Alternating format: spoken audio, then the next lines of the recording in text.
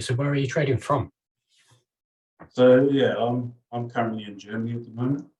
Yeah. I've been here since about 3 years now. I'm originally from New Zealand, Right. but yeah, that's where I'm currently trading from at the moment in Germany. Yeah.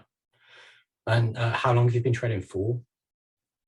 I've been trading for about roughly 6 years now, on and off. Right. In which markets? Mainly the foreign exchange market, really. Yeah.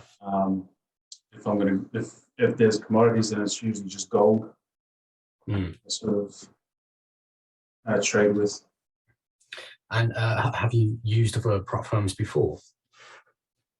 I have actually. Yeah.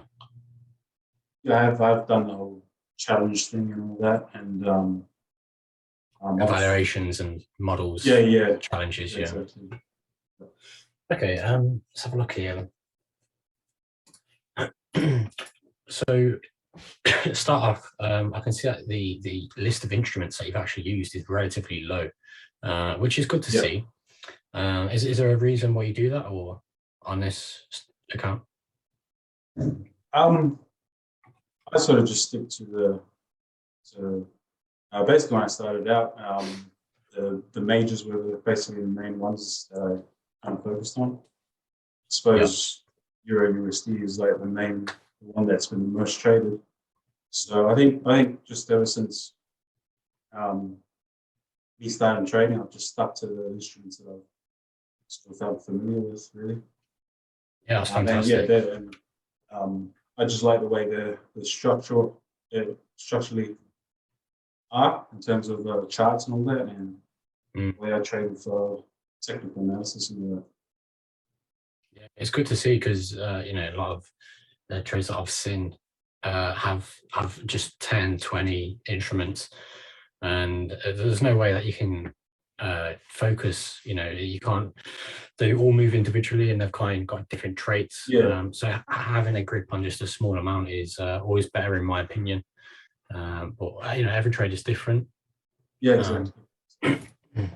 So there's not really been many trades placed here, but the risk to reward looks really, really positive. Across the 40 trades, average loss 43 euros, average profit over 100 euros. So what is the main strategy? What's the main style? So basically, it's just support and resistance. Okay. Trying to get the direction of the market and just respecting it, trying to go along with it. So basically just trying to find the direction of the market and then. What sort of time frame? It's trending. So I sort of look at the daily first. Right.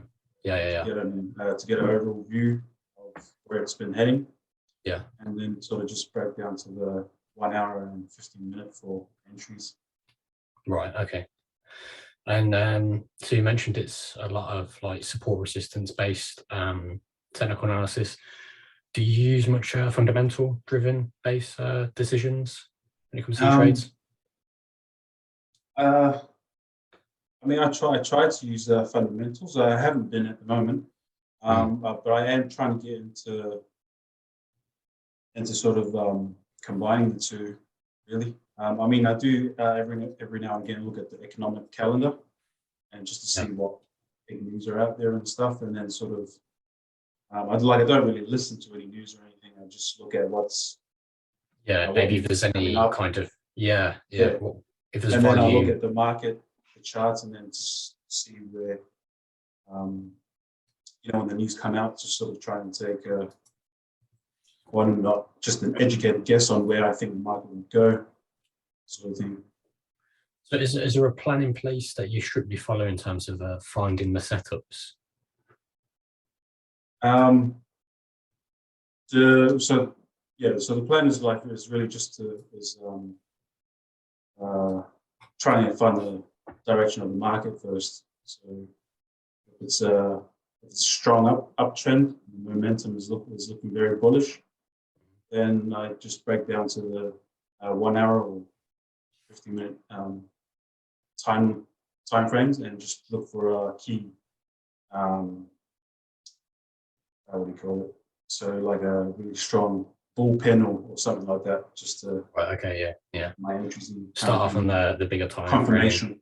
and then pinpoint a more accurate setup on the lower time frame. Exactly, yeah. I can see here some of the take profits are not in there. Is that is there a reason that you don't use take profits some of the time, or? No, I think I usually tend to sort of take profit in there. Right. Sometimes, if I'm really confident, I think really confident in where the market's going, the trade that I've gotten, then I tend to not put it in. Right.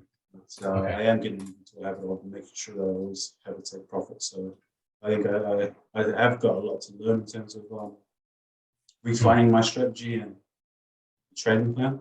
And that's one of the things that I'm always having a stop loss in there, regardless. Yeah, and that's that's just basic, really. There should always be that stop in place. But yeah, I think with the take profits, maybe if there are things to learn, I think the strategy is overall really solid. But if there are things to learn, then maybe including take profits on all of the positions is quite key. Because otherwise, where do you get out of? It's kind of like it's led by emotion, and when you exit. Whereas if there's a definitive target, that point in mind where you're getting off at, then it can be positive. But there are many traders, even like this trade, this strategy right here. Obviously, 10% growth past the target, and so I think that obviously if you continue doing what you're doing, then I think it's going to be pretty good here. Looking at the level 2, so obviously you've just started on that, right? Yeah. So no, not really many trades, but no, off to a good start in terms of equity, right?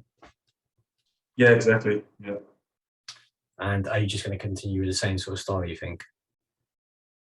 Yeah, I am. I'm probably going to take my time, take a bit more time to not rush into trades.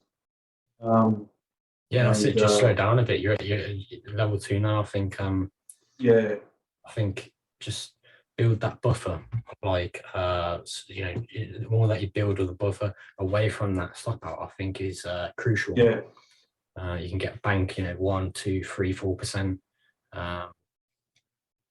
Exactly. Obviously there's no time limits now compared to here. Start time, end time here. So is there a particular instrument that you favor, or are going to continue with heavily on level 2, 3 beyond? Yeah, I think I'll probably be sticking to these to the 3